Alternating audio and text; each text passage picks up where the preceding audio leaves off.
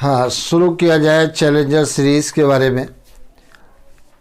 आप पीछे के क्वेश्चंस जो मैंने कराए हैं ज़रूर रिवाइज करते होंगे, और अगर नहीं रिवाइज करते हो चैलेंजर सीरीज़ के क्वेश्चंस तो रिवाइज करना शुरू कर दीजिए, क्योंकि अगर नहीं रिवाइज करते हो तो इससे बहुत तगड़ा नुकसान तुम्हारा होगा। क्योंकि हम वो सारे क्वेश्चंस तुम्हें चैलेंजर सीरीज़ में करा रहे हैं जो बहुत ही इम्पोर्टेंट, आने की संभावना 100% है, वही क्वेश्चन करा रहे हैं। तो चैलेंजर सीरीज में आज पहला क्वेश्चन अपना है। पहला क्वेश्चन यह है, sporogenous tissue divide to form microspore by. Sporogenous tissue divide होता है, माइक्रोस्पोर बनाता है। कौन से डिवीजन के द्वारा डिवाइड होता है? पहला ऑप्शन है माइटोटिक डिवीजन, दूसरा है पहला ऑप्शन है ए माइटोटिक डिवीजन, दूसरा माइटोटिक डिवीजन, तीसरा मियोसिस, चौथा all of the above. Time start होता है तुम्हारा अब। तो sporogenous tissue divide to form microspore by. तो माइक्रोस्पोर्स का फॉर्मेशन हो रहा है। स्पोरोजिनस टिश्यू कैसे है? डिप्लॉयड है, ये कैसा है? प्लॉयड है। इसका मतलब डिवीजन कौन सा होगा? मियोसिस होगा। तो क्वेश्चन नंबर 1 का थर्ड ऑप्शन सही है। Question number 2, the pollen grains represent the. Pollen grains क्या रिप्रेजेंट करता है? पहला है मेल रिप्रोडक्टिव ऑर्गन्स, दूसरा है मेल स्पोरोफाइट, तीसरा है मेल गैमेटोफाइट और चौथा है none of these. Time start होता है तुम्हारा अब। तो देखा जाए क्वेश्चन नंबर 2 का आंसर क्या है? थर्ड सही होगा, मेल गैमेटोफाइट। तो पोलन ग्रेन्स क्या रिप्रेजेंट करते हैं? मेल गैमेटोफाइट रिप्रेजेंट करते हैं।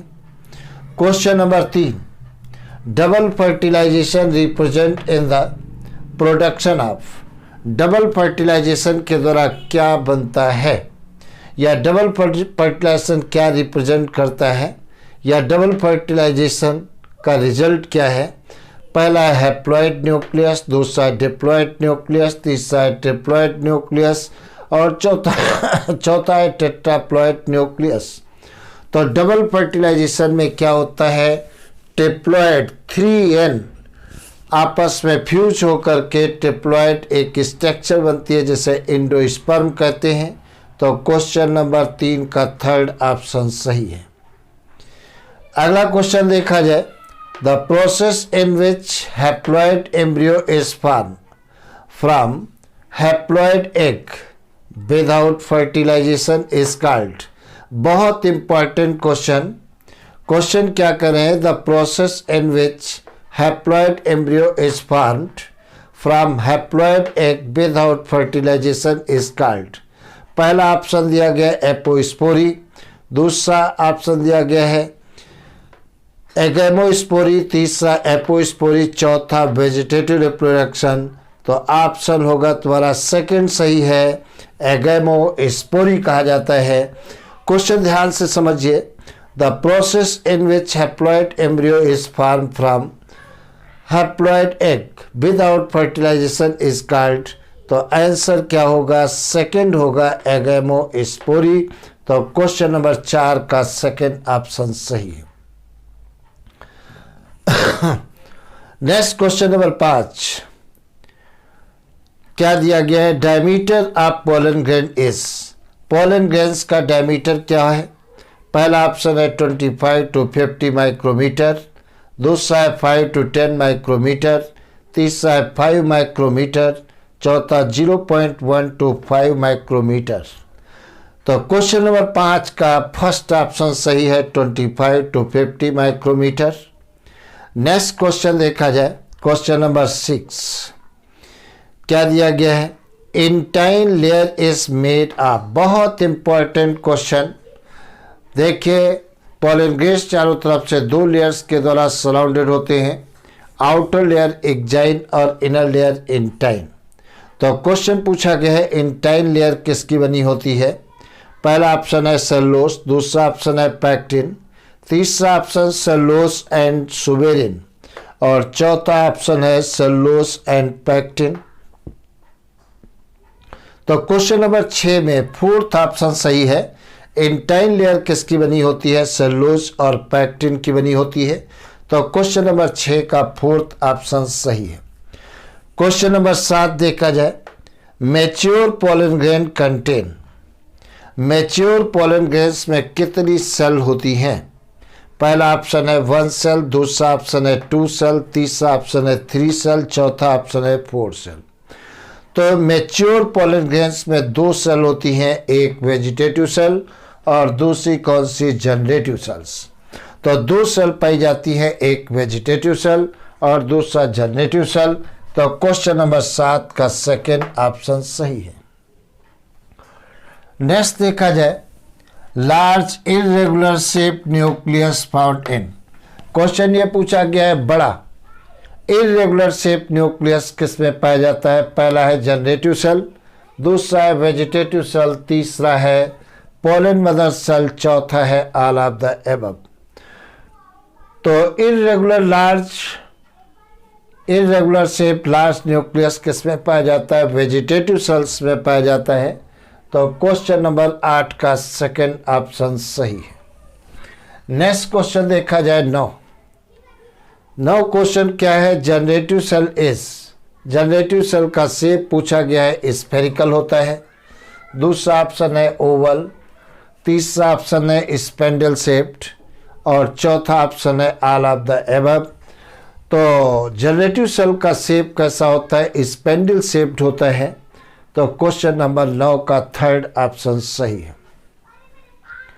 Next question, majority of angiosperm pollen grains are set at, अधिकांश एंजियोस्पर्म में पोलन ग्रेन कितनी सेल स्टेज में बाहर निकलते हैं? तो लगभग 60% एंजियोस्पर्म में पोलन ग्रेन्स 2 सेल्ड स्टेज में पोलन एंथर से बाहर निकलते हैं। तो क्वेश्चन नंबर 10 का फर्स्ट ऑप्शन सही है। Next question, generative cell divide to give to the 2 male gamete by, generative cells किस डिवीजन के द्वारा डिवाइड होकर के 2 मेल गैमीट बनाता है? पहला ऑप्शन दिया गया है ए माइटोसिस, दूसरा ऑप्शन दिया है मियोसिस, तीसरा ऑप्शन दिया है माइटोसिस और चौथा option all of the above. तो जनरेटिव सेल हैप्लॉइड है और हैप्लॉइड में मियोसिस हो नहीं सकता, तो माइटोसिस डिवीजन द्वारा डिवाइड होती है। तो जनरेटिव सेल माइटोसिस डिवीजन के द्वारा डिवाइड होती है, तो 2 मेल गैमीट बनते हैं। तो क्वेश्चन नंबर 11 का थर्ड ऑप्शन सही है। नेक्स्ट क्वेश्चन नंबर 11, अच्छा 11 2 बार हो गया। ये क्वेश्चन है 12, क्वेश्चन नंबर 12 देखा जाए और ये क्वेश्चन कौन सा होगा? 13। Question number 12, pollen grains of many species cause allergies in some people like, तो कुछ स्पीसीज के पोलन ग्रेन्स एलर्जी पैदा करते हैं लोगों में, जैसे अस्थमा डिजीज नहीं है, एक एलर्जी है। ब्रोंकाइटिस भी डिजीज नहीं है, एलर्जी है। तो ये पोलन ग्रेन्स के इन्फेक्शन से होती है। क्वेश्चन पूछ सकते हैं कि विच of the following is not disease, तो अस्थमा और ब्रोंकाइटिस डिजीज नहीं है, ये क्या है? ये एलर्जी है। नेक्स्ट क्वेश्चन देखा जाए, which of the following statement is true which refer to cross pollination in angiosperm, angiosperm में क्रॉस पॉलिनेशन के लिए क्या बात, एंजियोस्पर्म में पॉलिनेशन के लिए क्या बात सही है? तो एंजियोस्पर्म में पॉलिनेशन के लिए देखा जाए क्या बात सही है, तो इसका आंसर देखिए क्या होगा। 1 मिनट, थोड़ा हम मिटा लें व्हाइट बोर्ड, फिर उसके बाद अपन पढ़ते हैं। इसके ऑप्शन पूरे नहीं लिखे हैं, वो लिखना पड़ेगा।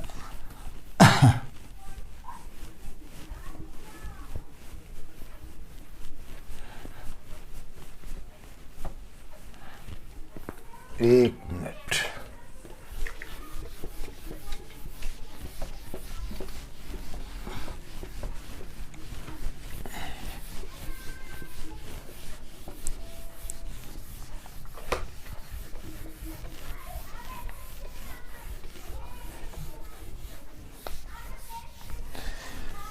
चैलेंजर सीरीज के जितने भी क्वेश्चंस हैं जितना ज़्यादा हो सके बार बार रिवाइज करिए। क्वेश्चन इम्पॉर्टेंट सब हम तुमको निकाल के देते हैं, ये काम तुम्हारा बच जाएगा और बस रिवाइज करना तुम्हारा काम है। जितना बढ़िया रिवाइज कर लोगे चैलेंजर सीरीज के क्वेश्चन, फ़ायदा उतना ज़्यादा होगा, क्योंकि हर चीज़ हम तुमको अब पक्की पकाई दे रहे हैं। ढूंढ ढूंढ के क्वेश्चंस दे रहे हैं, कौन सा आ सकता है कौन सा नहीं आ सकता है, तो तुम्हारा टाइम भी इतना वेस्ट अब नहीं होगा, क्योंकि हर चीज़ हम निकाल के दे रहे हैं। देखते हैं, 1 मिनट क्वेश्चन निकाल लें।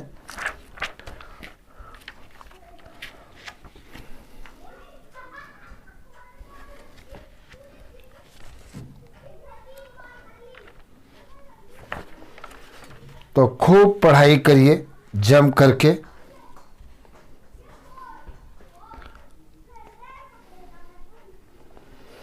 विच of the following statement is true with reference to cross pollination in angiosperm. पहला ऑप्शन दिया गया है, it required the production of large amount of pollen grains. Large amount में पोलन ग्रेन्स की रिक्वायरमेंट होगी। दूसरा ऑप्शन दिया गया है, दूसरा ऑप्शन वो तो पहला था, इट कैन फेल। दूसरा ऑप्शन है इट कैन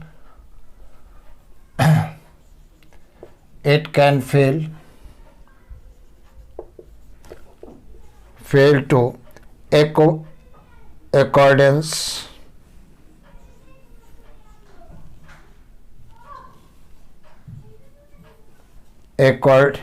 या according कर दो, according to distance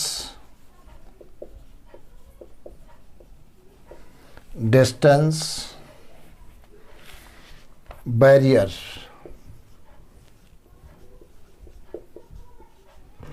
तीसरा option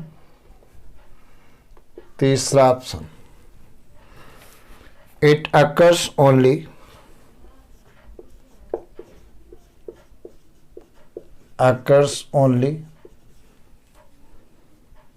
in unisexual flower।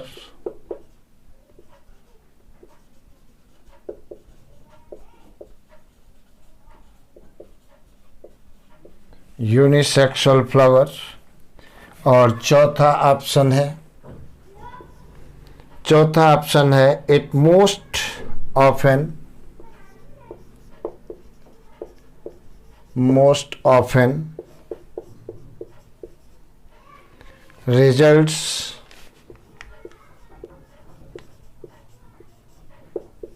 results in high yield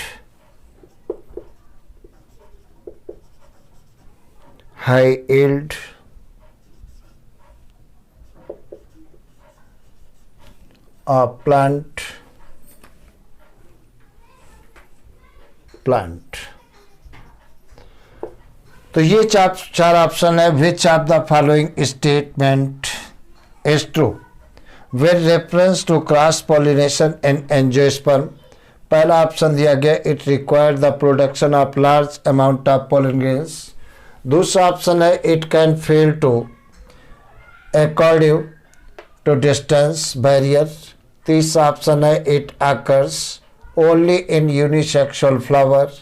चौथा ऑप्शन है, it most often results in high yield of plant. Time start होता है तुम्हारा अब। क्वेश्चन नंबर 13 का टाइम स्टार्ट होता है अब। तो क्वेश्चन नंबर 13 में फर्स्ट ऑप्शन सही है। क्रॉस पॉलिनेशन के लिए लार्ज अमाउंट में पोलन ग्रेन्स की जरूरत होती है। चलिए क्वेश्चन नंबर 14, क्वेश्चन नंबर 14 की हम बात करने जा रहे हैं। फाइब्रस थिकनिंग ये दिया गया है, fibrous thickening.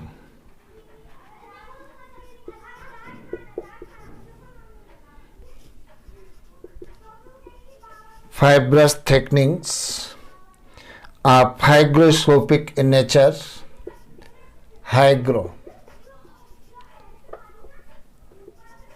hygroscopic hygroscopic nature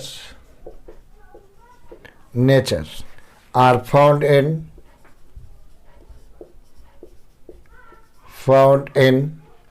this part of the anther wall of the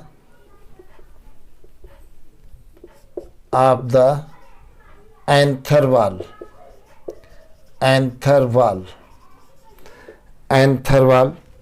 पहला ऑप्शन दिया गया है एपिडर्मिस।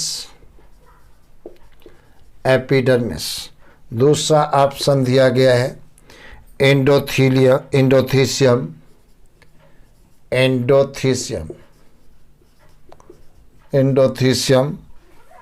तीसरा ऑप्शन दिया गया है मिडिल लेयर।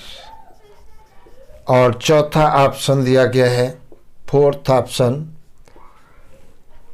ऑप्शन दिया गया है टैपिटम दिया गया है। तो क्वेश्चन ये तुम्हारा है, ध्यान से सुनिए मैंने क्या क्वेश्चन पूछा है।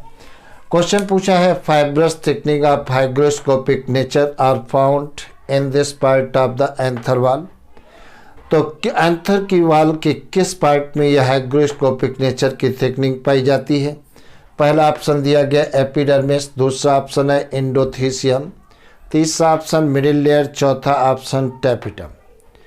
तो क्वेश्चन नंबर 14 का सेकंड ऑप्शन सही है एंडोथीसियम। कौन सा ऑप्शन सही है? एंडोथीसियम। तो एंडोथीसियम एक फाइब्रस थिकनिंग होती है और नेचर में कैसी होती है? हाइग्रोस्कोपिक होती है, मतलब मॉइस्चर को एब्जॉर्ब करती है। तो ये बात तुम्हें याद रखना होगा। तो किस लेयर में पाई जाती है? एंडोथीसियम में पाई जाती है। तो इसका आंसर कौन सा है? क्वेश्चन नंबर 14 का सेकंड ऑप्शन सही है। क्वेश्चन नंबर 14 का सेकंड ऑप्शन सही है। अगला देखा जाए क्वेश्चन नंबर 15। क्वेश्चन नंबर 15 के बारे में देखा जाए, which of the following is not, ये दिया गया है, which of the following is not true for double fertilization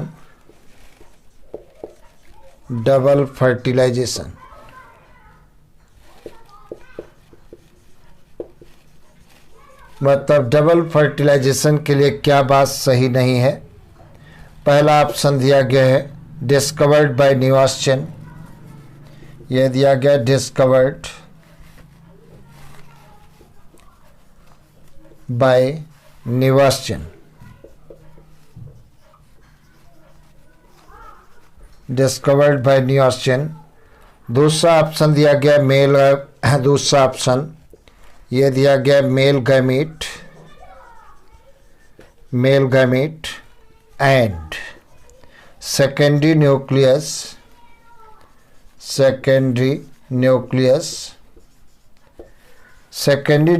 fused to form, ये दिया गया fused to form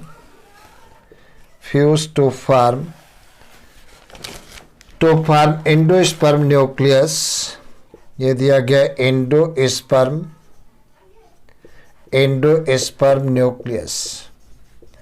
endosperm nucleus. चौथा ऑप्शन दिया गया है, फोर्थ ऑप्शन दिया गया है एंडोस्पर्म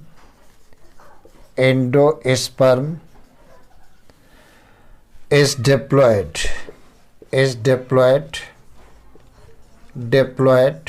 तो ध्यान से देखिए मैंने क्या क्वेश्चन पूछा है, बहुत इंपॉर्टेंट क्वेश्चन है। Which of the following is not true for double fertilization. Double fertilization के लिए क्या बात सही नहीं है? पहला ऑप्शन दिया गया डिस्कवर्ड बाय न्यूआस्चन, ये तो बात सही है। दूसरा ऑप्शन दिया गया male gamete and secondary nucleus fuse to form endosperm nucleus, ये भी बात सही है। और चौथा ऑप्शन दिया है एंडोस्पर्म इज डिप्लॉयड, यही बात गलत है। तो क्वेश्चन नंबर 15 का फोर्थ ऑप्शन सही नहीं है। एंडोस्पर्म डिप्लॉयड होता है, डिप्लॉयड नहीं होता है।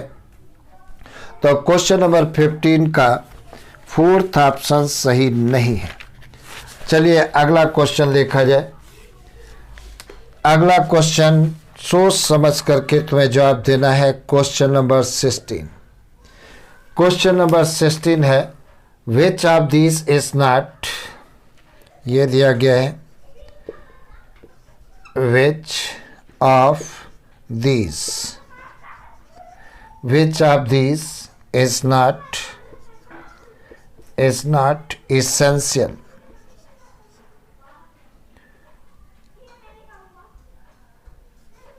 essential nucleus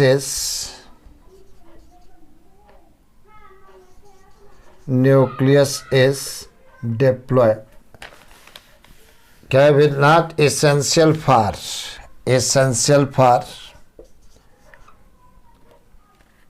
एलोगैमी, एलोगैमी मतलब एलोगैमी के लिए क्या जरूरी नहीं है। पहला ऑप्शन दिया गया है सेल्फ स्टेरिलिटी, पहला ऑप्शन देखा जाए क्या दिया गया, सेल्फ स्टेरिलिटी, सेल्फ स्टेरिलिटी। दूसरा ऑप्शन देखा जाए डाइकोगैमी, डाइकोगैमी। तीसरा ऑप्शन दिया है हेट्रोगैमी, ये दिया गया है हेट्रोगैमी, हेट्रोगैमी। और चौथा ऑप्शन दिया है नन, चौथा ऑप्शन है नन। तो ये क्वेश्चन पूछा गया है, ध्यान दीजिए मैंने क्या बताया, which of this is not essential for allogamy, allogamy के लिए क्या इसेंशियल नहीं है। पहला ऑप्शन दिया गया सेल्फ स्टेरिलिटी, दूसरा ऑप्शन दिया गया डाइकोगैमी, तीसरा ऑप्शन दिया गया हेट्रोगैमी, चौथा ऑप्शन दिया गया none of this. Time start होता है तुम्हारा अब। देखिए, सोचिए, समझिए और जल्दी बताइए इस क्वेश्चन का जवाब।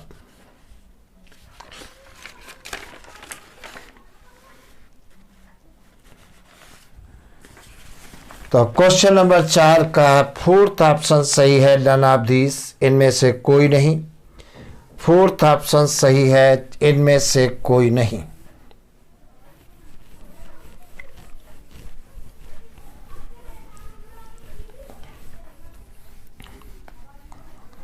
अगला क्वेश्चन देखा जाए। क्वेश्चन नंबर 16 बहुत इंपॉर्टेंट क्वेश्चन था। अब क्वेश्चन नंबर 17 की बात हम करने जा रहे हैं। क्वेश्चन नंबर 17 क्या कह रहा है। क्वेश्चन नंबर 17 की बात करें, क्वेश्चन नंबर 17 है for self pollination flower must be. Question number 17 ये कह रहा है for self pollination, self pollination flower must be,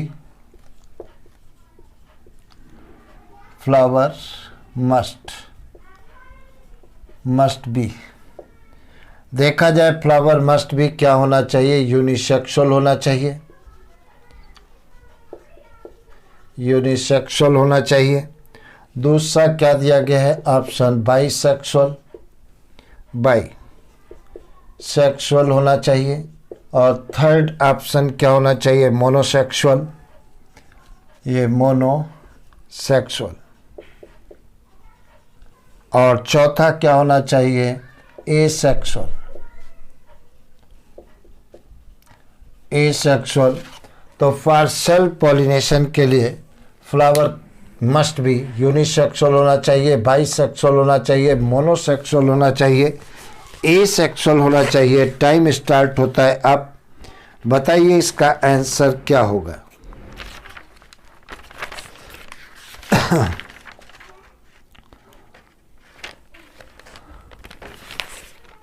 तो आंसर क्या होगा, बाइसेक्सुअल होना चाहिए। सेल्फ पॉलिनेशन के लिए फ्लावर कैसा होना चाहिए, बाइसेक्सुअल होना चाहिए। तो जिन लोगों ने बाइसेक्सुअल जवाब दिया है बहुत सही दिया है। अच्छा, एक बात और तुमको बता दें, 9th-10th मिश्रा क्लासेस से अलग कर दिया है और अलग चैनल बना दिया है जिसका नाम है एडिकुल। यह है एडिकुल 9th-10th। ये चैनल एडिकुल 9th-10th सर्च करोगे तो 9th-10th का चैनल खुल जाएगा। इस पर साइंस और मैथ से संबंधित सारे वीडियो डाले जा रहे हैं।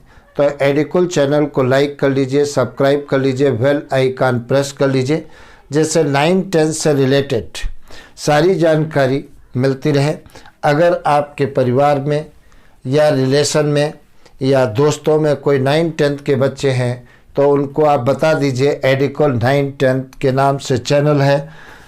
वहाँ पर मैथ पूरी, साइंस पूरी आपको मिलेगी। पर डे लेक्चर डाले जा रहे हैं। चलिए अगला क्वेश्चन देखा जाए तो इसमें बाइसेक्सुअल सही आंसर है। क्या आंसर है, बाइसेक्सुअल सही आंसर है। अगली बात देखा जाए क्या क्वेश्चन कह रहे हैं, 1 मिनट। ये बाइसेक्सुअल सही आंसर है इसका। 1 मिनट, हाँ सही मिल गया है। नेक्स्ट देखा जाए क्या क्वेश्चन है। ये बहुत इंपॉर्टेंट ये भी क्वेश्चन है, क्वेश्चन नंबर 18 क्वेश्चन देखा जाए पार्थेनियम। ध्यान रखना मैं क्या कह रहा हूँ, पार्थेनियम। ये पार्थेनियम या इसी को क्या कहते हैं, कैरेट ग्रास। कैरेट ग्रास कहते हैं, carrot grass.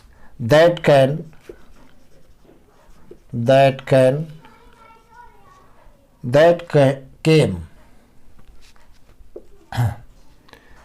in to India में ये कैसे आया है, एज अ contaminant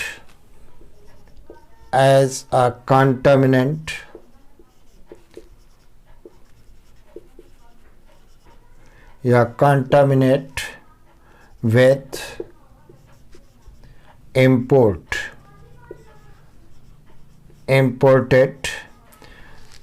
पहला ऑप्शन दिया गया है मेज। क्या दिया गया है, पहला ऑप्शन दिया गया मेज, दूसरा ऑप्शन दिया गया राइस, तीसरा ऑप्शन दिया गया व्हीट और चौथा ऑप्शन दिया गया है आल। विदेशों से कौन सी कंटामिनेंट चीज़ मंगाई गई है जिसके साथ में पार्थेनियम या कैरेट ग्रास के सीड आ गए इंडिया के अंदर? तो आपका आंसर होगा 3rd। व्हीट जब मंगाए गए, गेहूं जब इंपोर्ट किए गए हैं, बाहर से मंगाए गए हैं, तो उन्हीं के साथ में पार्थेनियम और कैरेट ग्रास के सीड आ गए हैं और ये फसल को बहुत ज़्यादा नुकसान कर देते हैं। पार्थेनियम मतलब कैरेट ग्रास जहाँ पर भी ग्रो करती है, अपने चारों तरफ किसी भी फसल के प्लांट को ग्रो नहीं करने देती है। तो लाखों टन फसल पैदावार कम हो रही है। किसके कारण? पार्थेनियम या कैरेट ग्रास के कारण। ये बहुत ही डिफेक्टिव ग्रास है और आज हम चाह करके भी इस ग्रास को अलग नहीं कर पा रहे हैं। तो इतना हानिकारक है ये। तो तुम्हें याद रखना है किसके साथ आई है, व्हीट के साथ आई है, गेहूं के साथ आई है। चलिए क्वेश्चन नंबर 19 अपन देखते हैं। पोलन ग्रेन्स आर, ये दिया गया है, ये है पोलन ग्रेन्स।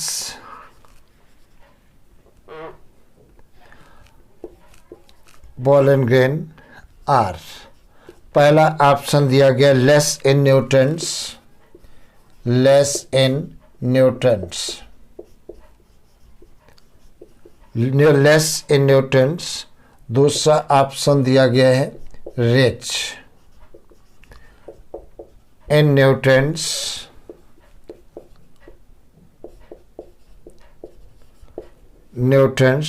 तीसरा ऑप्शन दिया गया है नो न्यूट्रिएंट्स,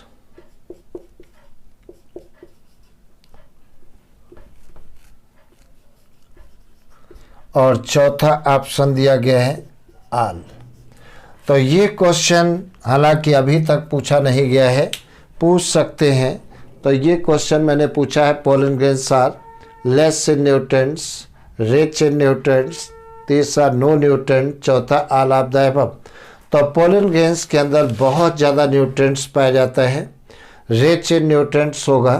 तो क्वेश्चन 19 का सेकंड ऑप्शन सही है। जो वेस्टर्न कंट्रीज हैं वहाँ पर पोलन टेबलेट के रूप में पोलन ग्रेन्स का यूज किया जाता है, जिससे इफ़िशेंसी पावर कई टाइम्स बढ़ जाती है। तो जितने भी फॉरेन कंट्रीज हैं, यूरोपियन कंट्रीज हैं, वहाँ पर पोलन टेबलेट के रूप में पोलन ग्रेन्स यूज किए जाते हैं, जिससे व्यक्ति की इफ़िशेंसी पावर बढ़ जाती है। तो बहुत ज़्यादा पोलन ग्रेन्स के अंदर न्यूट्रिएंट्स बहुत ज़्यादा होते हैं। क्वेश्चन नंबर 20, बहुत इंपॉर्टेंट क्वेश्चन नंबर 20 के बारे में देखा जाए। क्वेश्चन नंबर 20 देखा जाए, वायबिलिटी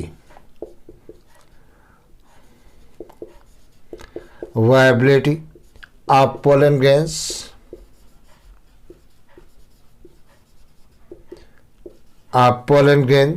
डिपेंड ऑन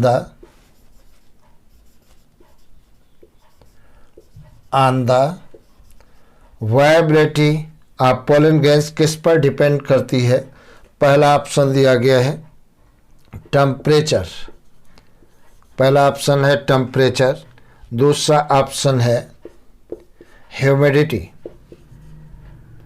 दूसरा ऑप्शन है ह्यूमिडिटी, और तीसरा ऑप्शन है बोथ, और चौथा ऑप्शन है नन। तो देखा जाए पोलन ग्रेन्स कितने समय तक जिंदा रहेगा, ये किस बात पर डिपेंड करता है। क्वेश्चन पूछ सकते हैं कि viability of pollen grains depend on the, pollen grains कितने समय तक जिंदा रहेगा, ये किस बात पर डिपेंड करता है। पहला ऑप्शन दिया गया है टेम्परेचर, दूसरा ऑप्शन है ह्यूमिडिटी, तीसरा ऑप्शन बोथ, चौथा ऑप्शन नन। तो आंसर इसका क्या होगा, बोथ। टेम्परेचर और ह्यूमिडिटी दोनों पर डिपेंड करता है कि वहाँ का टेम्परेचर कैसा है, ह्यूमिडिटी कैसी है, उसी हिसाब से पोलन ग्रेन्स वहाँ पर कितने समय तक जीवित रहेगा, इस पर डिपेंड करेगा। तो क्वेश्चन नंबर 20 का थर्ड ऑप्शन सही है।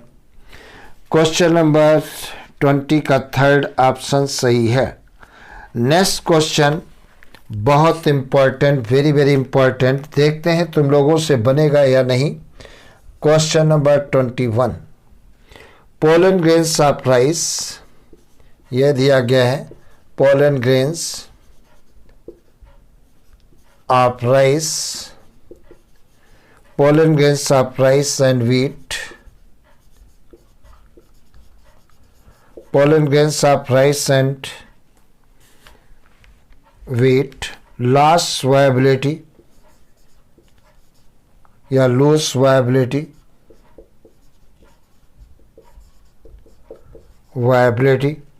within पहला ऑप्शन दिया गया है 10 मिनट्स, दूसरा ऑप्शन दिया गया है 20 मिनट्स, तीसरा ऑप्शन दिया गया है 30 मिनट्स, और चौथा ऑप्शन दिया गया है 40 मिनट्स। 40 मिनट्स। तो क्वेश्चन बहुत इम्पॉर्टेंट मैंने तुमसे पूछा है।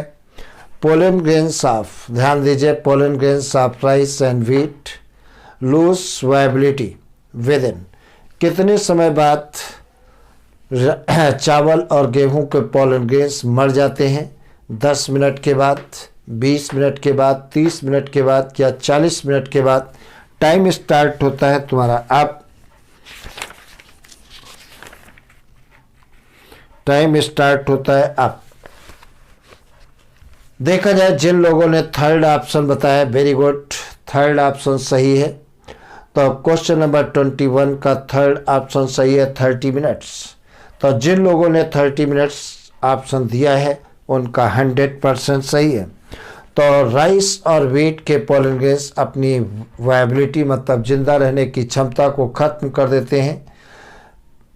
एंथर से जब पोलन ग्रेन्स बाहर निकलते हैं उसके 30 मिनट बाद, अगर 30 मिनट तक स्टिग्मा तक पहुंच जाते हैं तब तो पॉलिनेशन हो जाएगा, अदरवाइज इनकी डेथ हो जाएगी। नेक्स्ट क्वेश्चन देखा जाए, क्वेश्चन नंबर 22। क्वेश्चन नंबर 22 देखिए क्या दिया गया है। पोलन ग्रेन्स ऑफ, ये दिया गया है, ये pollen grains of Rosaceae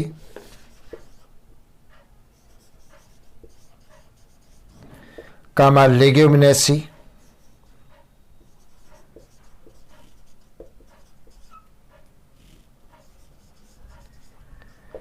and Solanaceae,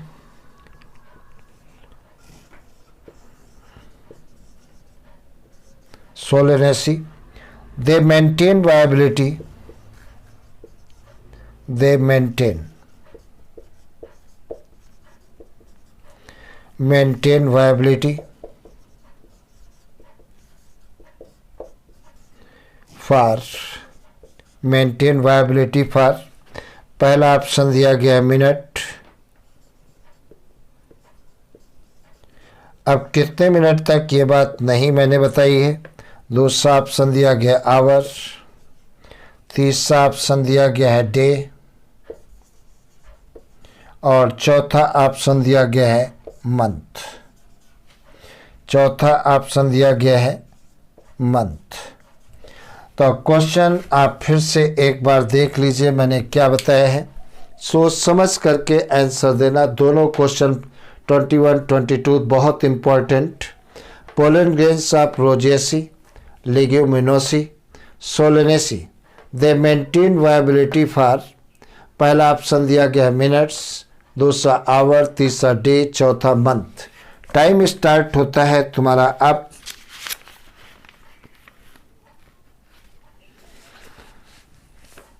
तो देखते हैं किन लोगों का आंसर सही आता है। तो आंसर फोर्थ सही है, मंथ सही है, 22 का फोर्थ ऑप्शन सही है।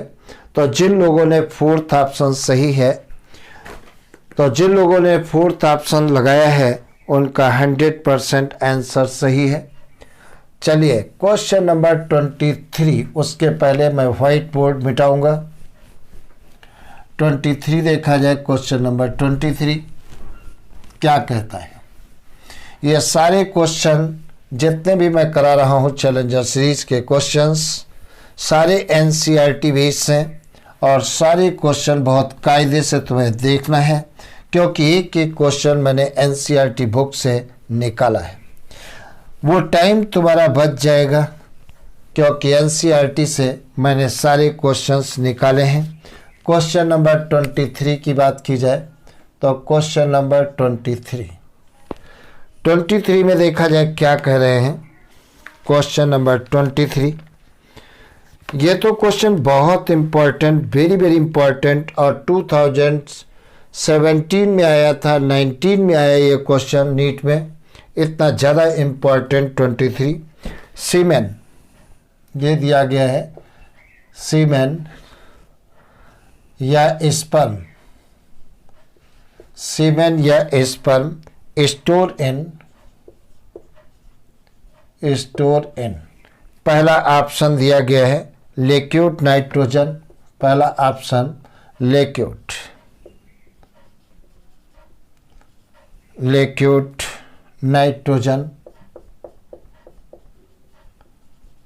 नाइट्रोजन और ब्रैकेट में नोट करिए -196 डिग्री सेंटीग्रेड पर। दूसरा option, second option liquid nitrogen bracket के अंदर -195 डिग्री सेंटीग्रेड पर। तीसरा option liquid nitrogen, third option ये दिया गया है लिक्विड नाइट्रोजन, नाइट्रोजन ब्रैकेट में नोट करिए -190 डिग्री सेंटीग्रेड पर। और चौथा ऑप्शन है, चौथा option fourth option liquid nitrogen, nitrogen bracket के अंदर -197 डिग्री सेंटीग्रेड। क्वेश्चन बहुत इम्पोर्टेंट, जितना कहो उतना ज़्यादा इम्पोर्टेंट। तुम्हें हर हालत में इस क्वेश्चन को ध्यान में रखना होगा, कई बार आ भी चुका है। सीमेन और स्पर्म स्टोर इन, पहला ऑप्शन दिया गया लिक्विड नाइट्रोजन -196 डिग्री सेंटीग्रेड पर, दूसरा है लिक्विड नाइट्रोजन ब्रैकेट में -195 डिग्री सेंटीग्रेड, ये 95 दिया गया है। और तीसरा ऑप्शन है लिक्विड नाइट्रोजन ब्रैकेट के अंदर -190 डिग्री सेंटीग्रेड, और चौथा ऑप्शन है लिक्विड नाइट्रोजन ब्रैकेट में -197 डिग्री सेंटीग्रेड। टाइम तुम्हारा स्टार्ट होता है। आप देखते हैं कौन सा क्वेश्चन इसमें से कौन सा ऑप्शन सही है। तो 23 का फर्स्ट ऑप्शन सही है। लिक्विड नाइट्रोजन -196 डिग्री सेंटीग्रेड पर सीमेन या स्पर्म को स्टोर किया जाता है, और जब इनका चाहते हैं तब उनका यूज कर लेते हैं, मतलब सुरक्षित रखे रहते हैं, कभी खराब नहीं होते हैं। तो ये क्वेश्चन पूछा जा चुका था, वही क्वेश्चन मैंने तुमसे पूछा है। नेक्स्ट क्वेश्चन देखा जाए, क्वेश्चन नंबर 24। ये क्वेश्चन भी बहुत इम्पोर्टेंट। द फर्टिलाइजेशन, ये दिया गया है the fertilization, the fertilization in which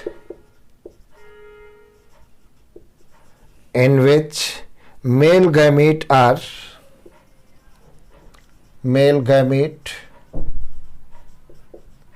are carried through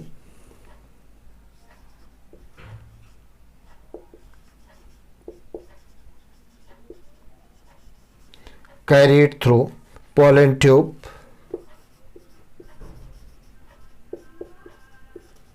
pollen tube is known as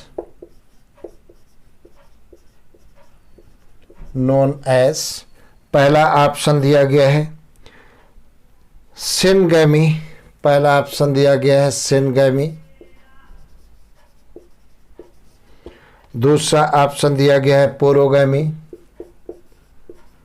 पोरोगैमी, तीसरा ऑप्शन दिया गया है साइफेनोगैमी,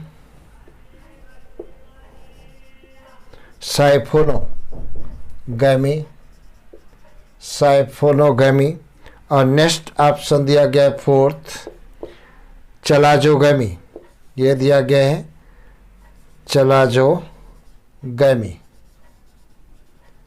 चलाजोगैमी। तो देखा जाए मैंने तुम्हें क्या बताया, बहुत इम्पोर्टेंट ये भी क्वेश्चन है। 23 भी बहुत इम्पॉर्टेंट, 24 भी बहुत important.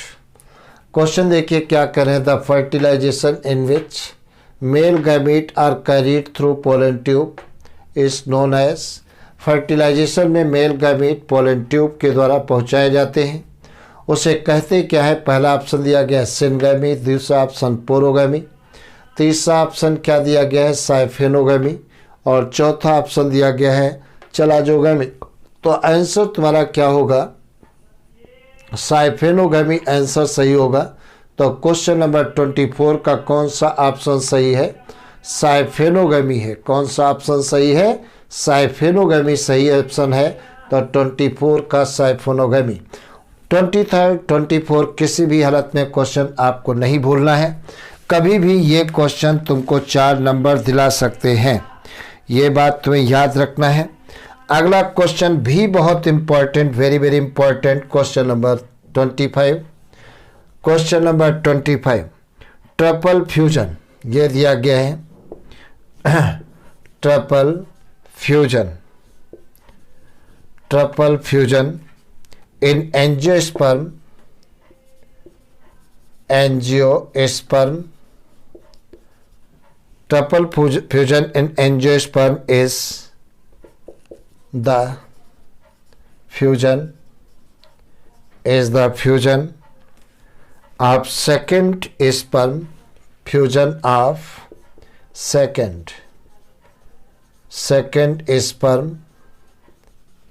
second sperm with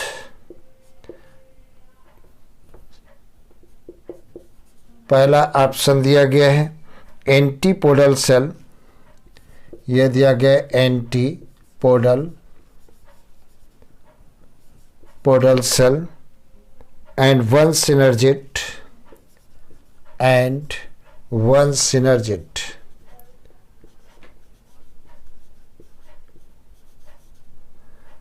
synergid cell. दूसरा ऑप्शन देखिए क्या दिया गया है, 2 एंटीपोडल सेल, यह दिया गया 2 एंटीपोडल सेल। और तीसरा ऑप्शन दिया गया है, तीसरा ऑप्शन यह दिया गया 2 synergid sales,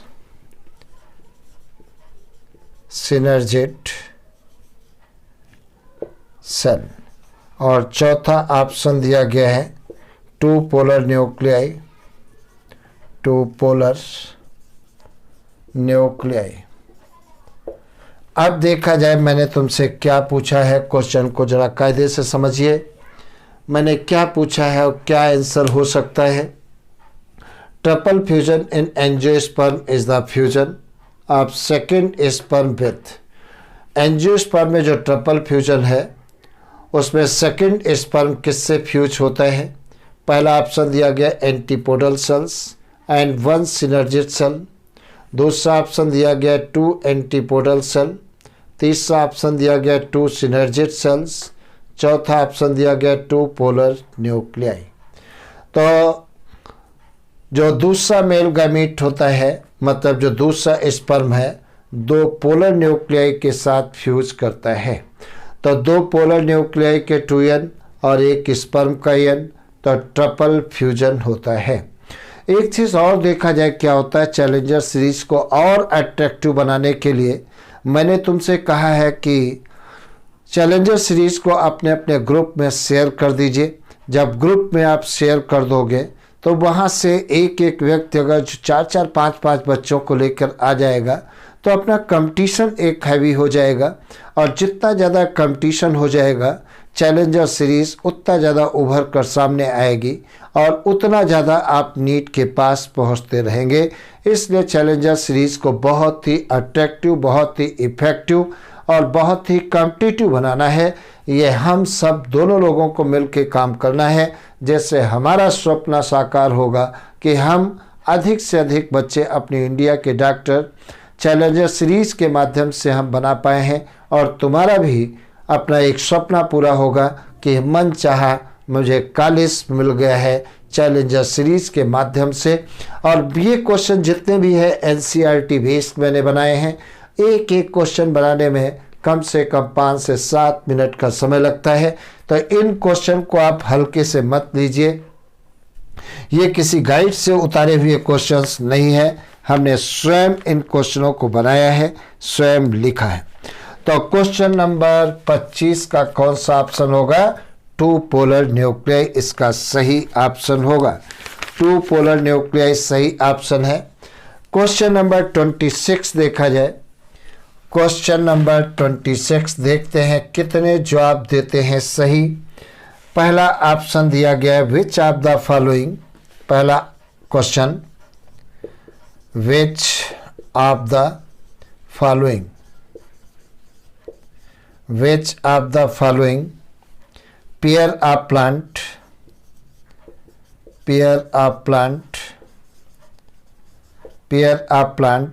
part are both haploid,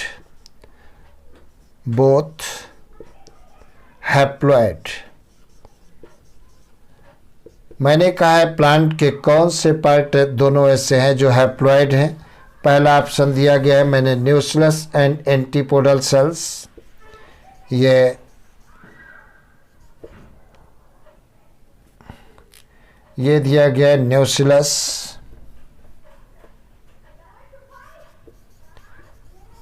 and antipodal cells, antipodal, nucleus and antipodal cell. दूसरा ऑप्शन दिया गया है सेकंड ऑप्शन एंटीपोडल सेल, ये दिया गया है antipodal, antipodal cell and megaspore mother cell, megaspore mother cell, mother cell. तीसरा option दिया है nucleus, third option nucleus and primary endosperm nucleus and primary endosperm nucleus, endosperm nucleus. और चौथा option दिया है antipodal cell and egg nucleus, चौथा option है antipodal, antipodal cell and egg nucleus.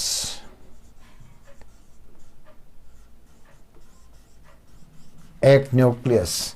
देखा जाए मैंने क्या तुम्हें बताया है, क्वेश्चन बहुत important, very very important question. ये पूछा गया है which of the following pair of plant part are both haploid, plant के कौन से पार्ट दोनों ऐसे हैं जो पेयर में हैं और वो हैप्लॉइड हैं।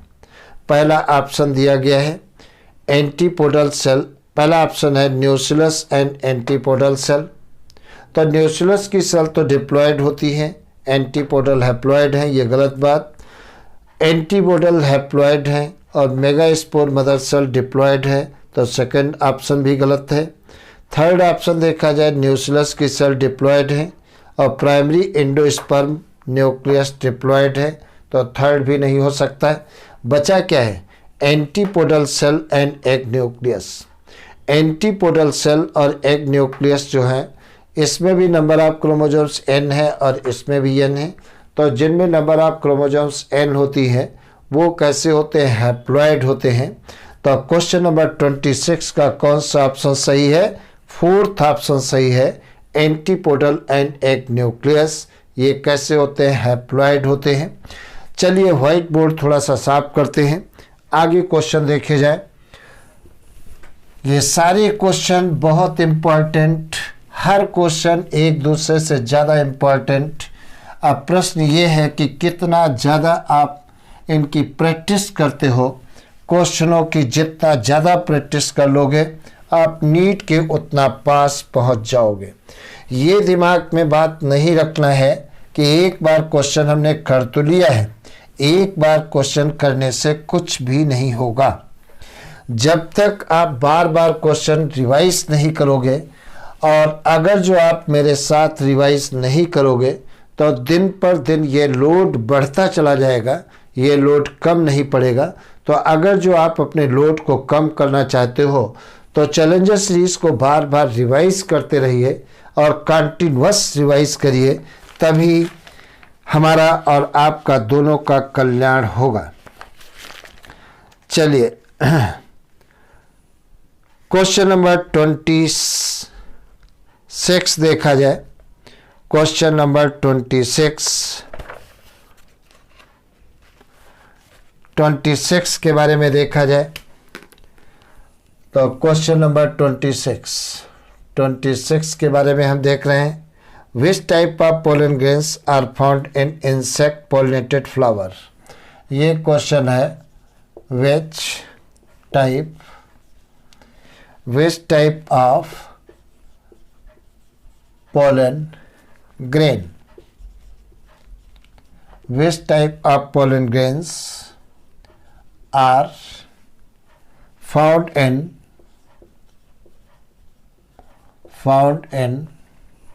insect pollinated flower, insect pollinated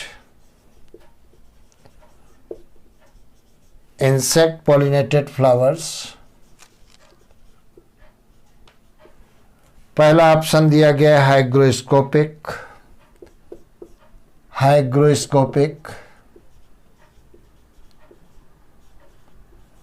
hygroscopic, दूसरा ऑप्शन देखिए क्या दिया है, लाइट एंड स्टिकी।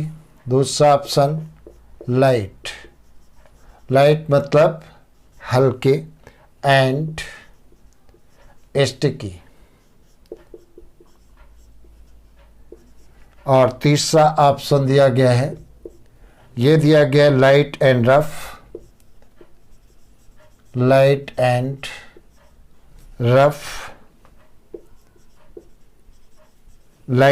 रफ। चौथा ऑप्शन दिया गया हैवी, चौथा ऑप्शन है, ये दिया गया है हैवी एंड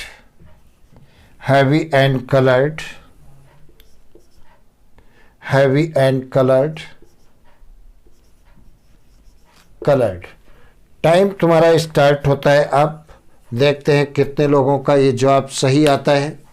क्वेश्चन मैंने क्या दिया गया, which type of pollen grains are found in, पहला found in insect pollinated flowers, पहला ऑप्शन दिया गया हाइग्रोस्कोपिक, दूसरा ऑप्शन दिया गया लाइट एंड स्टिकी, तीसरा ऑप्शन दिया गया लाइट एंड रफ, और चौथा ऑप्शन दिया गया हैवी एंड कलर्ड। तो देखा जाए टाइम तुम्हारा स्टार्ट होता है अब। तो इंसेक्ट पॉलिनेटेड प्लांटों के फ्लावर्स के पोलन ग्रेन्स कैसे होते हैं, लाइट एंड स्टिकी होते हैं। तो क्वेश्चन नंबर 26 का सेकंड ऑप्शन सही है, क्वेश्चन नंबर 26 का सेकंड ऑप्शन सही है। तो जैसा कि मैंने बताया है कि ग्रुप में अधिक से अधिक लोगों को आप जोड़ें, चैनल को वहाँ शेयर करें, जैसे वहाँ से भी कुछ लोग इस चैलेंजर सीरीज से जुड़े और चैलेंजर सीरीज अपनी बहुत ही अट्रैक्टिव इफ़ेक्टिव बन सके। तो बस आज इतना। बेस्ट ऑफ लक, खुश रहिए, कोरोना वायरस से सावधान रहिए। फिर मिलेंगे अगली क्लास में।